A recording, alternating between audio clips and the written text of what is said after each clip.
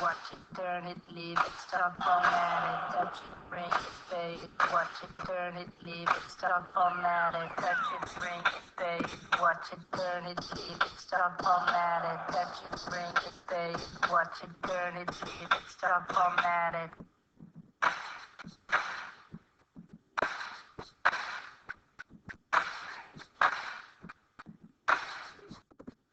All right, welcome back, guys. And our lesson today is coming from 3.2 learning target. I can reconcile a checking account with a bank statement to make sure that my records are correct. A couple vocabulary words that we want to kind of look at real quick. Here's the thing, whether you're using a paper or electronic statement, you always compare your bank records to your records. There's often a mistake, and this is called balancing your checkbook. Real quick, guys, I had a situation where I wrote a check for a college tour 4 months ago, and I had a person just recently cash that check. Now, 4 months ago, I was on it. I'm not on it right now. So I had some bounce checks. So I had to call my guy up and say, look, why did you hold my check for so long? Of course, he apologized, and he's going to pay for all of the bounce checks. But look, this is real life, and you want to make sure that you are positioning yourself not to deal with any bounce checks. Okay, all right. These are some vocabulary words that we're going to look at later on in the lesson, but let's jump right into it, shall we? So the first thing that I want to do is I want to make sure everybody's understanding. There's a algebraic equation that we're going to use, where we're going to say that we have our statement balance, we have our total deposits outstanding, our total withdrawals outstanding, our statement balance that we are revising or reconciling, and then we're going to compare that to our registry balance. So D equals A plus B minus C, or just simply revised statement balance is got to equal the statement balance plus the total deposits minus the total withdrawals.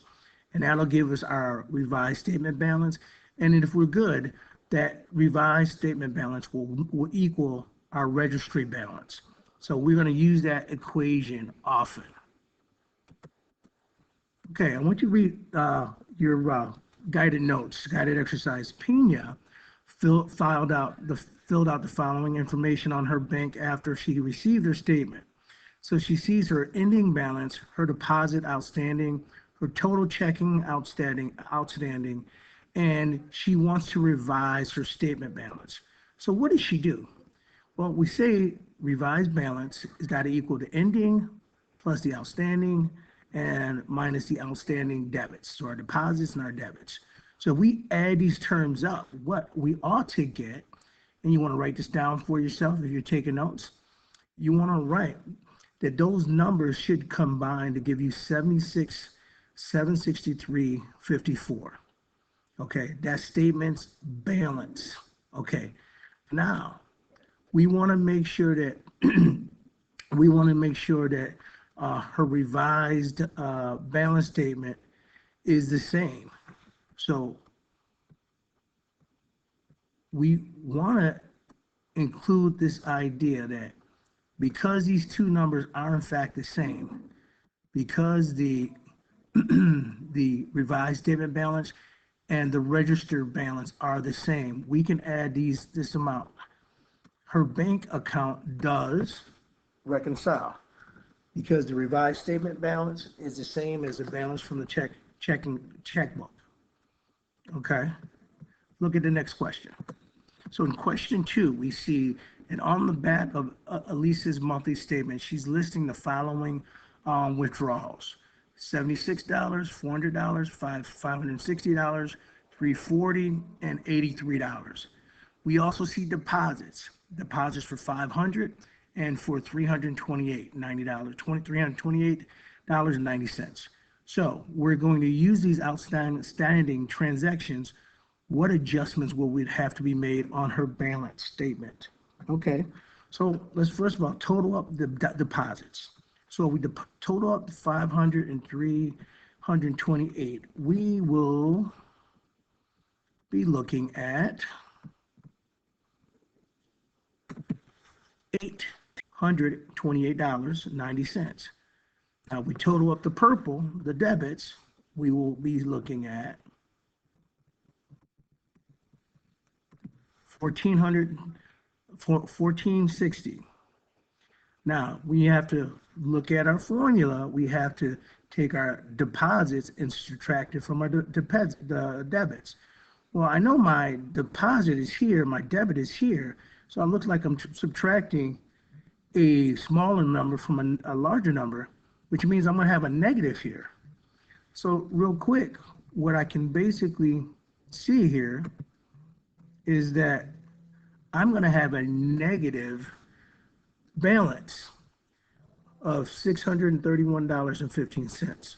And this is the thing that we want to keep in mind. A positive adjustment is added and a negative adjustment is subtracted. Okay? All right. These are ideas that we will come back to. All right. We're now going to just look at our last example, example 3. Okay, so exercise 3. Read it to yourself. As I read it out loud below, you will find Mitch West's monthly statement.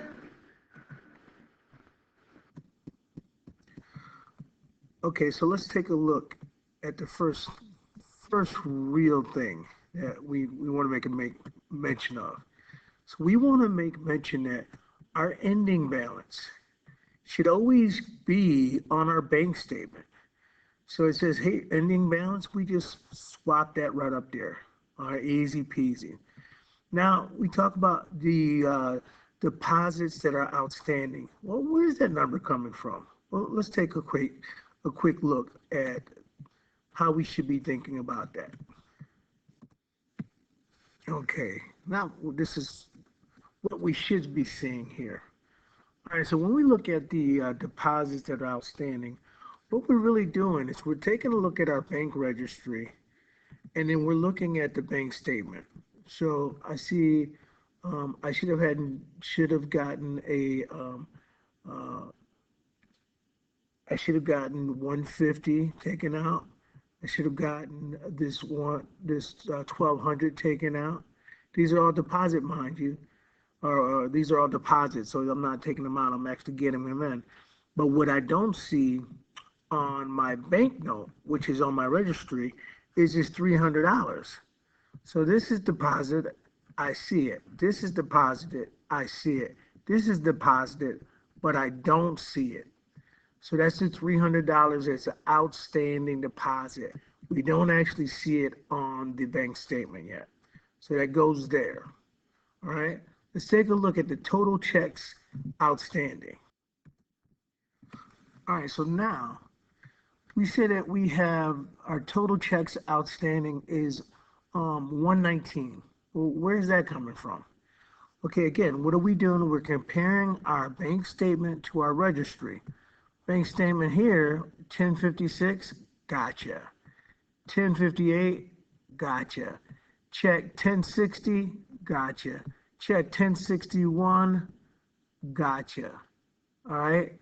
And what am I not seeing? Well, I'm not seeing check 1057, but it's in the registry.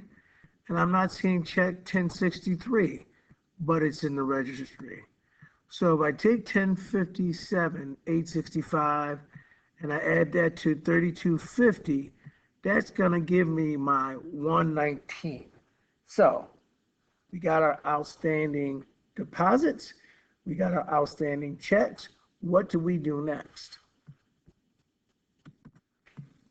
Okay, last but not least. Now I'm looking at my revised statement on my balance. And how do I get that?